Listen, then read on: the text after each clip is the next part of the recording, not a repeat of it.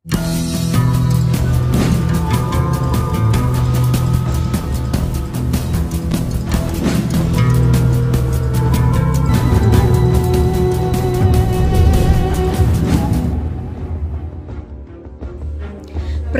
nama saya Magdalena Jessica Putri Nugroho dari kelas 11-1. Pada kesempatan kali ini saya akan membahas mengenai masa kependudukan Jepang di Indonesia. Yang pertama adalah latar belakang. Perang Dunia II terjadi di dua benua. Di Eropa, Nazi Jerman melawan pasukan sekutu. Di Asia, Jepang melawan pasukan sekutu. Jerman dan Jepang berpaham fasisme, ingin menguasai negara-negara di dunia.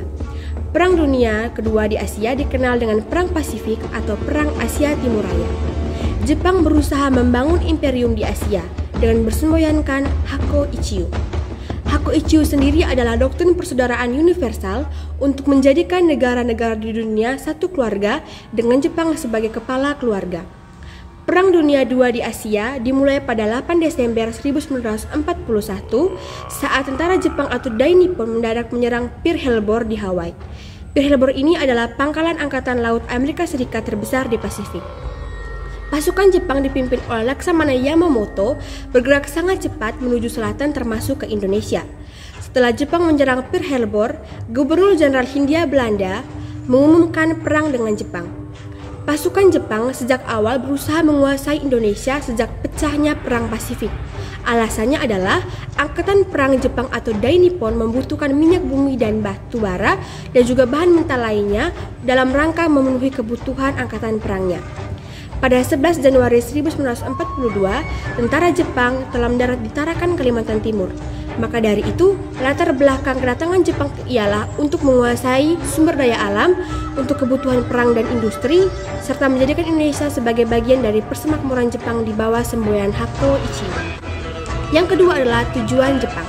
Yang pertama adalah menguasai kekayaan alam Nusantara untuk kebutuhan perangnya dan untuk industri, dan yang kedua adalah Jepang ingin menjadikan Indonesia sebagai bagian dari persemakmuran Jepang, dan yang ketiga adalah menguasai sumber daya manusia untuk prajurit perang.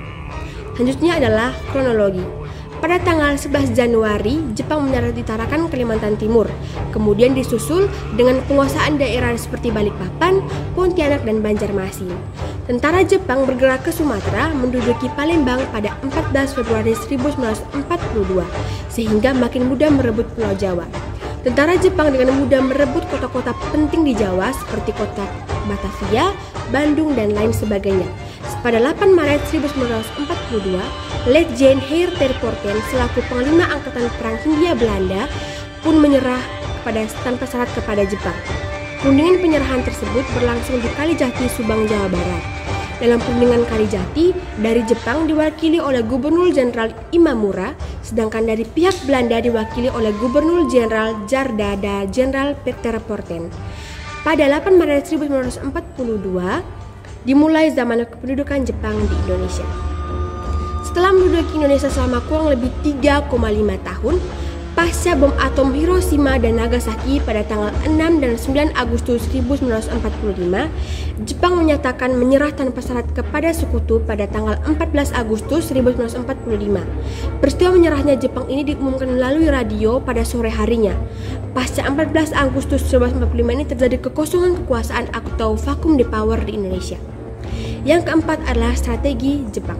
Yang pertama adalah melakukan ekspansi militer, yang kedua adalah eksploitasi sumber daya alam, yang ketiga adalah perubahan pemerintahan, yang keempat adalah membagi wilayah menjadi 3 keresidenan yaitu Jawa dan Madura, Sumatera dan juga Indo Timur, dan yang kelima adalah pewarisan budaya Jepang seperti penerapan bahasa Jepang dalam pendidikan, menyanyikan lagu kebangsaan Jepang yaitu Kimigayo, dan yang ketiga adalah upacara Seikirei atau penghormatan pada Kaisar Jepang.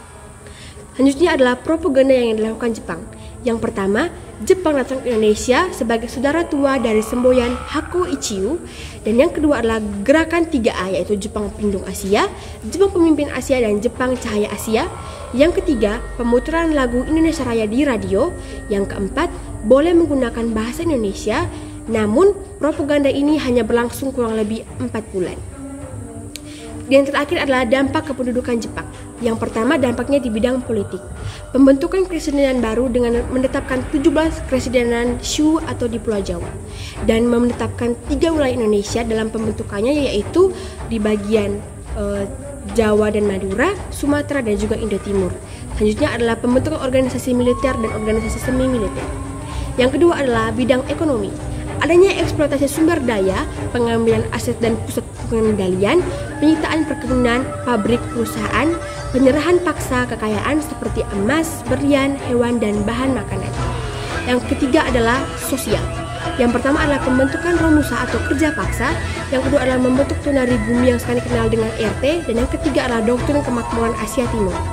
Dan yang keempat adalah adanya Yugun Yanfu atau rumah boarding. Yang terakhir adalah di bidang pendidikan. Yang pertama, penataan kembali pendidikan yang terbuka untuk semua masyarakat. Yang kedua, peningkatan peran guru. Dan yang ketiga adalah membuka sekolah guru dan juga sekolah para murid. Sekian penjelasan dari saya mengenai masa kependudukan Jepang di Indonesia. Saya ucapkan limpah terima kasih dan semoga bermanfaat.